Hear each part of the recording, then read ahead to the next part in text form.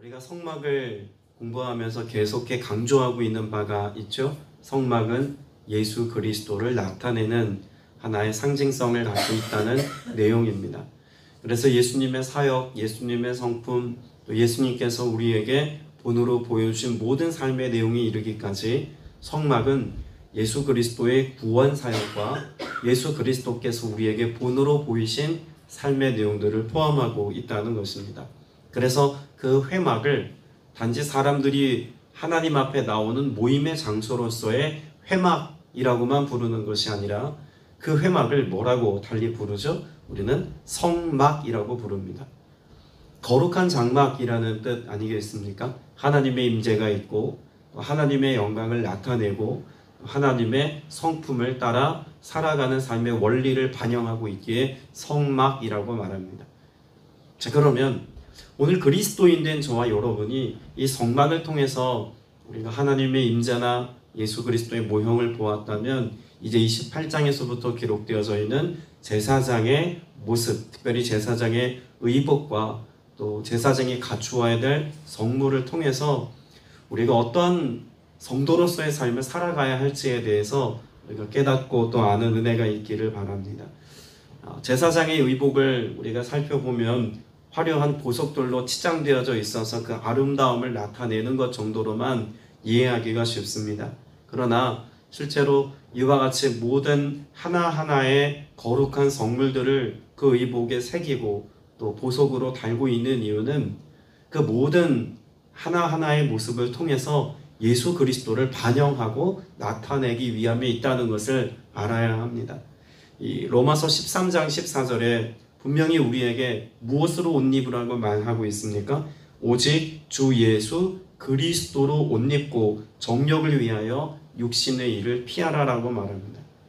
그리스도를 옷 입는다는 것의 의미는 사실 좀 막연합니다.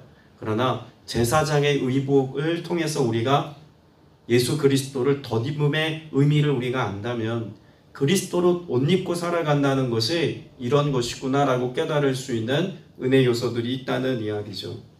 그럼 이런 질문도 가능합니다. 목사님, 그건 제사장들이 입었으니 목회자들에게만 해당되는 이야기 정도로 이해해야 하는 것 아닙니까? 모든 성도들이 그렇게 동일한 의미 부여를 하고 그리스도로 옷 입고 살아야 합니까? 라고 질문할지도 모릅니다.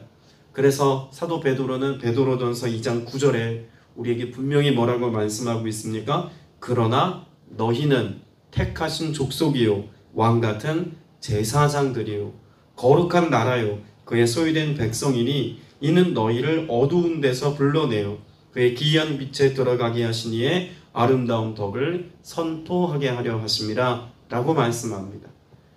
이 말씀이, 이 성경의 구절이 모든 그리스도인들을 포함하고 있다는 사실을 우리는 동의합니다.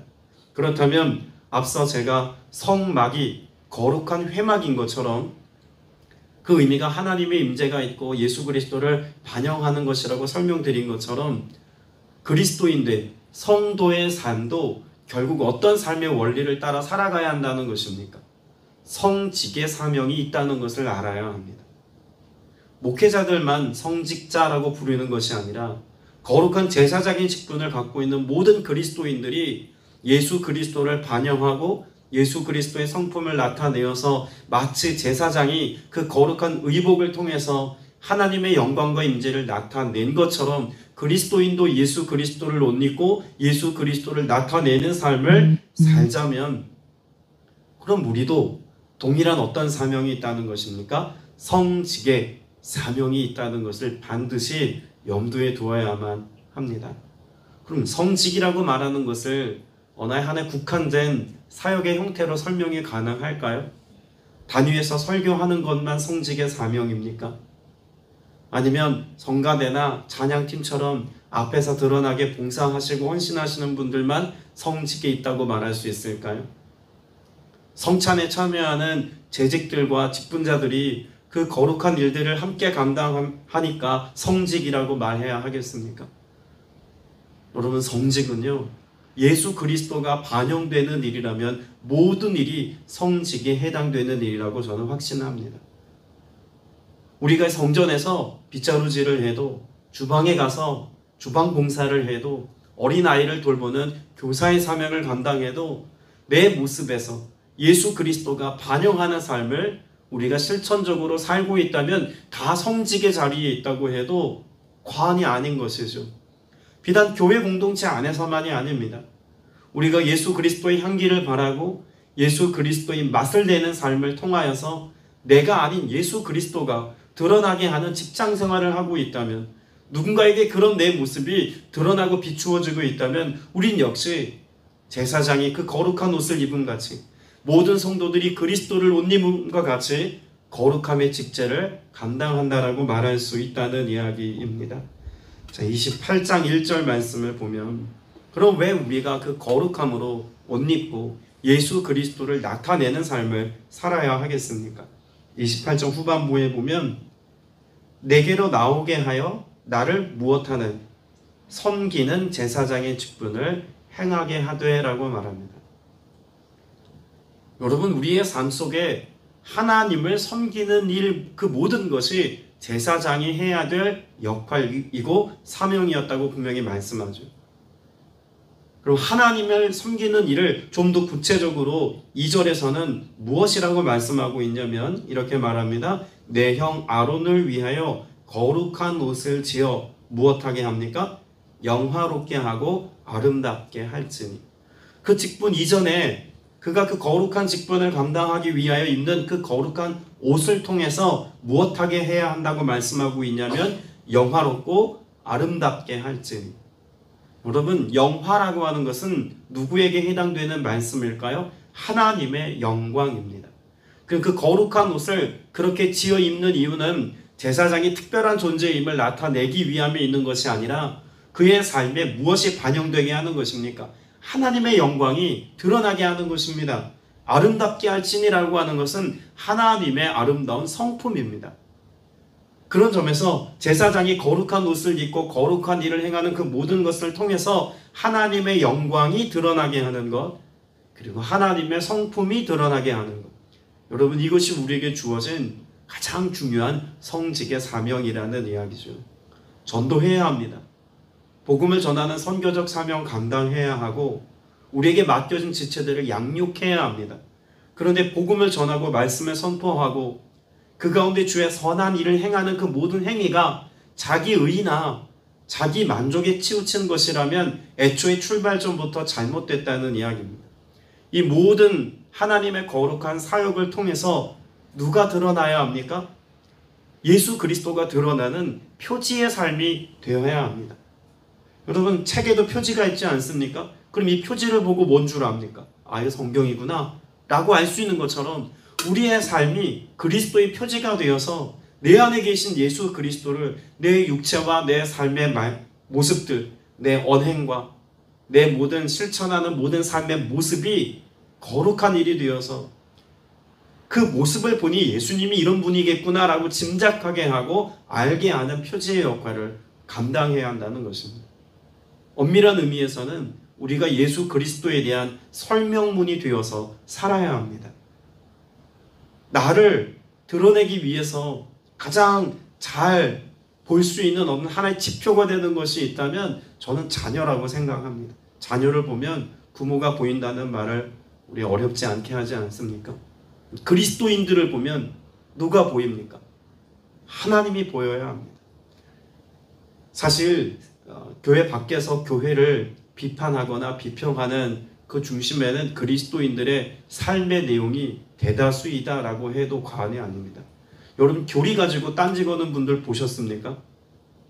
교회 밖에 있는 지체들이 성경에 왜 도대체 이런 말씀이 있어요? 라고 딴지 거는 내용들은 열의 하나일 겁니다. 대부분의 내용들이 다 무엇입니까? 그리스도인들이 살아가는 삶의 모습에 예수님이 보이지 않는다의 설명이라고 저는 생각됩니다. 무엇이든지 간에 작은 행위를 통해서도 우리가 예수 그리스도의 모습과 그 성품이 드러나도록 하기까지 우리가 그 거룩한 일에 힘쓰고 그 거룩한 사명을 감당하는 일에 우리가 열심을 낸다면 결국은 우리의 삶의 모습을 통해서 주님이 영광받고 주님의 이름이 높임받는 은혜가 있게 될 줄로 믿습니다. 오늘 말씀에도 보면 28장 3절 말씀에 이렇게 기록합니다. 너는 무릇 마음의 지혜에 있는 모든 자 곧 내가 지혜로운 영으로 채운 자들에게 말하여 아론의 옷을 지어 그를 무엇하게 하여? 거룩하게 하여 내게 제사장 직분을 행하게 하라. 여러분, 옷을 지어 입는 것과 거룩하게 하여라고 하는 것이 무관하지 않다는 이야기입니다. 분명 제사장이 입은 것은 옷입니다. 그런데 그 옷이 아무런 옷이 아니라 제사장의 의복이라고 하는 것은 이를 통해서 그 거룩함이 실천적으로 드러나게 하는 의복이라는 이야기죠. 우리가 말씀을 읽고 묵상합니다. 기도하는 삶을 살고 예배를 실천적으로 살아냅니다. 예수 그리스도로 옷 입고 예수 그리스도의 은혜를 우리가 덧입는 예배의 연장, 사명의 자리, 은혜의 연장 가운데 우리가 있다면 결국은 우리의 삶에 피 묻은 예수 그리스도의 십자가 복음이 힘있게 선포되는 메시지가 있어야 한다는 이야기입니다. 우리의 삶의 모습을 통해서 하나님의 성품인 사랑이 선교와 구제와 다양한 형태의 섬김의 모습으로 드러나야 한다는 이야기죠. 예수님은 섬김의 종으로 오셨는데 우리는 누군가에게 군림하려 한다면 여러분, 이것은 애초에 그 모습 자체가 예수님을 드러낼 의도가 없어 보이는 것이라고 해도 과언 아니겠습니까? 예수님께서 그 제자들에게 보이신 수많은 사역의 모습은 단지 복음을 설명하는 설명문이기만 하지 않습니다. 예수님의 사역의 모습이 저와 여러분의 삶에 무엇 된다고 말할 수 있을까요? 모델 아닙니까? 예수님이 우리 삶의 모델이 되셔서 예수님이 가신 길, 예수님이 선택한 삶의 양식, 예수님이 가르쳐 주신 그 복음의 말씀들, 그것이 내 것 되어서 우리가 가는 길에 예수님이 함께 동행하시고 내가 살아가는 삶의 여정 속에 예수님이 드러나고 내 말과 내 모든 행위 속에서 예수님의 성품이 드러나게 해야 한다는 것입니다. 자, 그런데 이와 같이 그 거룩하게 하여서 무엇하라는 겁니까? 제사장 직분을 행하게 하라는 것입니다. 결국 그 거룩은 무엇과 연관이 있냐면 그리스도인의 삶과 연관이 있다는 것입니다. 제가 목사라고 하는 직을 받기까지 석사 과정을 마치고 목사고시를 패스하고 여러 목회자들에게 인준을 받아서 심사를 받아서 목사라고 하는 안수의 자리에 거할 수 있는 자격을 받았습니다. 그래서 목사의 직을 받기까지 안수하고 목사로서의 사명을 감당할 만한 외적인 조건을 다 갖추었는데 제 삶에 우리가 일반적으로 생각할 수 있는 거룩이라고 하는 것이 삶의 모습에 전혀 보이지 않는다면 여러분, 목사로서 여러분 제가 선포하는 말씀을 듣고 따르고 신뢰할 수 있겠습니까? 전 결코 그럴 수 없다고 봅니다. 기능적인 일을 하는 것이 아니라 하나님이 반영되게 하는 것은 너무나 중요한 일이죠. 그럼 우리가 어느 교회 다니는 어느 교회 권사입니다. 집사입니다. 아니, 전 그런 표현보다 성도입니다. 거룩한 하나님의 백성입니다. 라고 하는 말을 자신 있게 하려면 그 성도됨의 표지가 예수 그리스도를 반영하는 것인데 내 말과 내 모든 행위 속에서 예수님이 보이는 것이 아니라 세상이 보인다면 주님이 안타깝게 여기지 않겠습니까? 우리 아이들 어릴 때 말씀 암송 예배를 하면서 암송 구절들을 막 암기했습니다.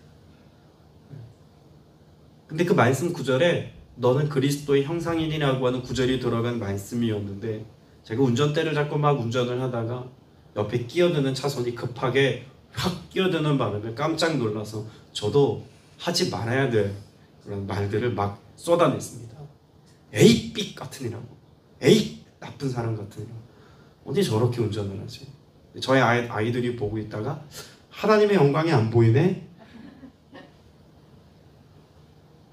그 말씀 속에서 아이들이 배웠던 그리스도인들의 삶의 모습은 하나님의 영광이, 하나님의 성품이 드러나야 하는 것인데 우리의 삶을 살아가는 일상 속에서 운전대를 잡고 운전할 때나 아이들을 집에서 가르치고 교육할 때나 하다못해 집에서 문화생활, 여가생활을 지내는 동안에라도 우리의 말 속에 정말 예수님의 언행이 있는지를 잘 눈여겨보아야 합니다. 그러니까 나와 하나님과의 관계 안에서도 너무 중요하지만 내가 누군가와 함께 있을 때 드러나는 나의 모습이 그만큼 중요하기에 주님은 우리에게 이런 말씀들을 하고 계신 건 아니겠습니까? 심지어 이 제사장들이 입는 의복에 관해서 말하면서 무엇을 함께 이야기하고 있냐면 그 의복과 함께 4절 후반부에 보면 관을 쓰라고 되어 있습니다. 관이 뭐냐면 쉽게 말하면 모자입니다. 그 모양이 꼭 어떻게 생겼냐면 이 제빵사들이 쓰는 그런 높은 모자 있지 않습니까? 흰색 모자 그런 것처럼 이 세마포로 터번 같은 그런 모자를 만듭니다. 그리고 그 모자가 흔들리지 않도록 금테로 고정하는 테두리를 밑에다가 만드는데 그 순금으로 만든 그 테두리 안에는 뭐라고 쓰여져 있냐면 야훼 카도시라고 쓰여져 있습니다.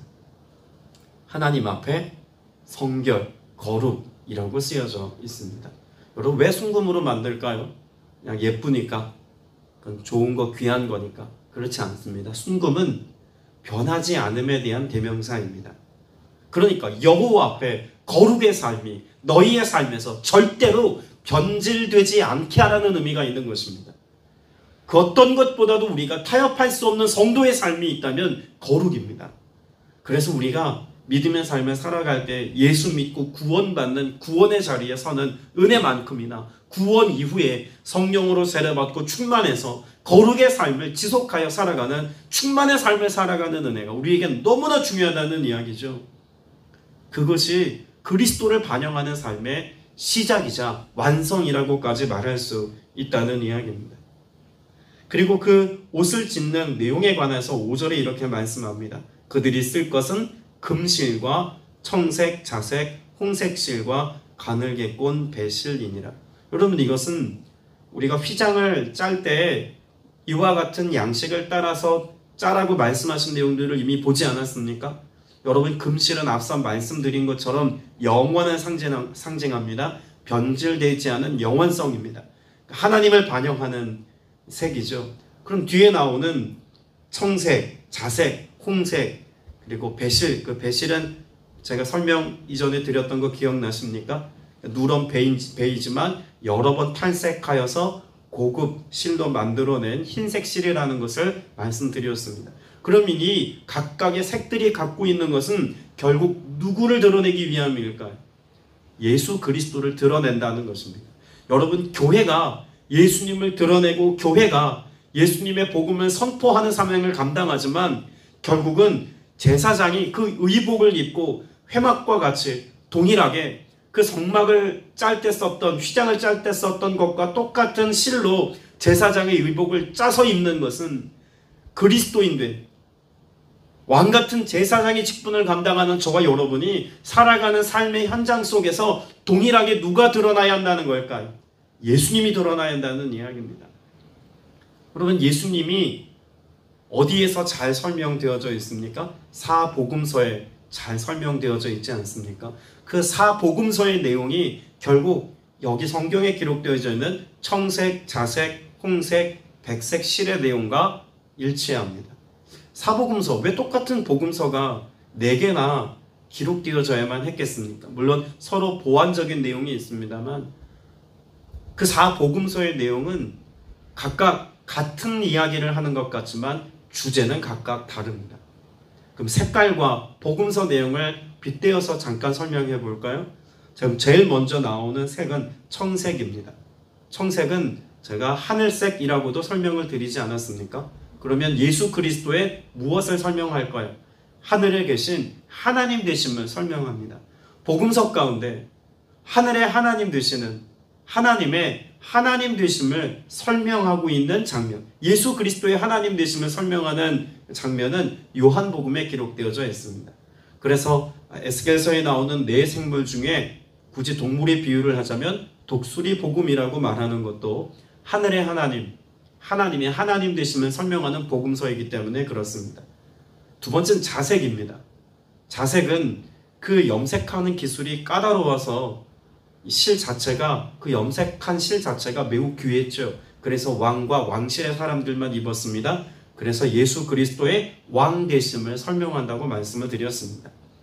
예수 그리스도의 왕 되심을 설명하는 복음서가 어떤 복음서일까요? 마태복음이죠. 그래서 마태복음 역시 4생물 가운데 굳이 따지자면 사자복음이라고도 말합니다. 왕이신 하나님 되신 예수 그리스도를 설명하고 있는 내용입니다. 더불어서 이 홍색실은 무엇을 의미합니까? 홍색실은 예수 그리스도께서 우리의 대속자로 와주셨음에 관한 설명입니다. 성경에서 그런 자색의 이 붉은색에 해당되는 복음서는 우리의 구원자, 우리의 대속자로 오신 예수 그리스도를 설명하는 마가복음에 있습니다. 마가복음은 그래서 원복음이라고도 말하죠. 복음서 중에서 제일 먼저 기록되어져 있고 예수 그리스도의 죽음과 예수 그리스도의 부활을 가장 잘 설명해 놓고 있는 복음서입니다. 마지막으로 흰색, 그 배실의 흰색은 무엇을 의미할까요? 흰색은 사람을 나타내는 색입니다. 그래서 인자라는 표현이 가장 많이 등장하고 예수님의 인성과 육신을 입고 오신 예수 그리스도를 설명하는 복음서는 누가복음입니다. 그래서 예수 그리스도께서 이 땅 가운데 육신을 입고 오셔서 우리의 모든 죄의 문제를 담당하신 것, 그리고 그 육신의 한계를 뛰어넘고 우리에게 약속하신 성령으로 세례를 베풀어 주시어서 이제는 육체를 따라 살아가지 아니하고 하나님의 영으로 새로 지으심을 받은 존재로 살아가게 하신 은혜를 설명하고 있는 내용이 누가복음입니다. 그럼 사복음서는 똑같은 내용을 말하고 있는 듯하지만 각각의 내용들이 다르게 표현되어져서 예수 그리스도의 사역과 예수 그리스도의 성품을 종합적으로 보여주는 것이 사복음서입니다. 그럼 사복음서와 같이 오늘 이런 청색, 자색, 또 홍색, 백색 실로 짜여진 의복을 입는 우리가 결국은 복음의 말씀을 들고 나아가서 누굴 이야기하라는 겁니까? 예수님 이야기하라는 이야기입니다.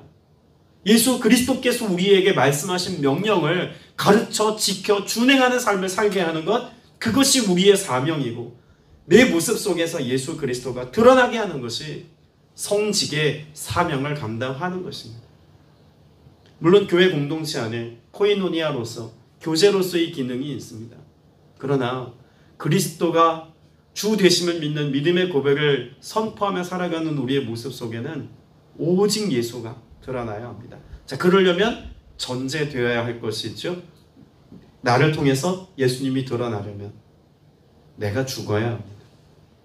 나의 육체의 정욕과 안목의 정욕과 이생의 자랑, 육체의 본성을 따라 살려야 했던 내 모든 옛습관들이 주와 함께 십자가에 못 박힌과 같은 은혜의 사건이 있어야 비로소 우리는 육체를 따르지 아니하고 영을 쫓아 하나님의 거룩하심을 드러내는 그리스도로 옷 입은 자로서의 삶을 산다라고 말할 수 있다는 이야기입니다. 자, 그러면 오늘 이 아침에 여러분의 간구의 기도 제목은 무엇이어야 합니까? 제사장의 의복의 거룩함같이 오늘 나의 삶에 성결함과 거룩함으로 예수가 드러날 수 있도록 예수님의 말씀이 선포되고 삶으로 증언될 수 있도록 주님의 거룩한 도구가 되게 하여 주옵소서. 그런 성직의 자리에 있음을, 성도의 삶을 살아야 함을 우리가 각인하여서 단지 교인이 아니라, 교회 다니는 교인이 아니라 하나님의 나라에 거룩하게 구별된 성도의 삶을 바르게 살아낼 수 있는 저와 여러분 다 되시기를 주님의 이름으로 축복합니다. 기도드리겠습니다. 은혜가 풍성하신 아버지 하나님, 나를 통해서 오직 예수님만 드러나기를 원합니다. 내 안에 있는 육체의 소욕과 수많은 인간의 정욕의 문제가 해결되어지기까지 성령으로 우리의 모든 육체의 삶의 소욕들을 제거하여 주시옵시며 그 마음에 수많은 인간 중심의 생각과 사고가 철저히 해결되어질 수 있도록 성령으로 세례 베푸시고 마음의 할례를 베푸사 그 충만한 은혜 안에서의 삶을 살아가는 믿음의 성도들 되게 하여 주시옵소서. 거룩한 제사장이 거룩한 의복을 입었던 것처럼 하나님의 거룩한 왕같은 제사장으로 부름받은 성도들 한 사람 한 사람이 그리스도로 옷 입고 성령의 인도하심을 따라 나아가 하나님의 영광을 나타내며 예수 그리스도를 증언하는 일에 삶으로 성실히 감당해낼 수 있는 믿음의 지체들 되게 하여 주옵소서. 주께서 간구하는 모든 기도에 합당한 은혜 베푸심을 믿사옵고 예수 그리스도 이름으로 간절히 기도드렸사옵나이다. 아멘.